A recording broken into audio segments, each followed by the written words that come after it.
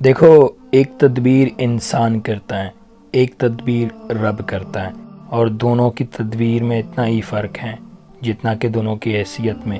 ایک ذات ہے اور دوسرا خاک۔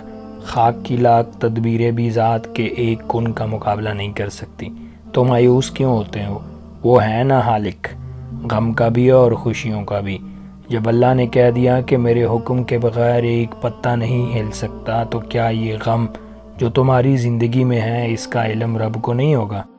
مجھے نہ یوں تو اللہ پہ اکثر پیار آتا ہی رہتا ہے، مگر جب وہ کہتا ہے نا کہ اے انسان بتا تجھے کس چیز نے رب کی رحمت سے مایوس کر رکھا ہے، تو مجھے میرے اللہ کے اندازی کلام پہ واری نثار ہو جانے جی کرتا ہے کہ اللہ خود کو تمہارا بہترین وارث کرتے ہیں، تو کیا اللہ تمہیں یوں ہی لائینی خواہشوں کے پیچھے ضائع ہونے دیں گے؟ نہیں، وہ تمہیں اپنی محبت سے اتنا خوبصورت اور اتنا مکمل بنا دے گا کہ تم اپنی قسمت پر ناز کرو گے۔ وہ ہے نا بہترین مالک۔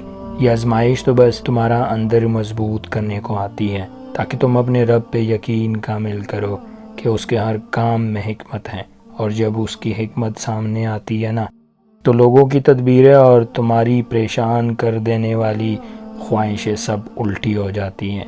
بس محبت بن جاؤ اور اپنے رب کی مدد کو تکتے جاؤ کہ وہ کب، کہاں، کیسے اور کس طرح سے رستے بناتا ہے۔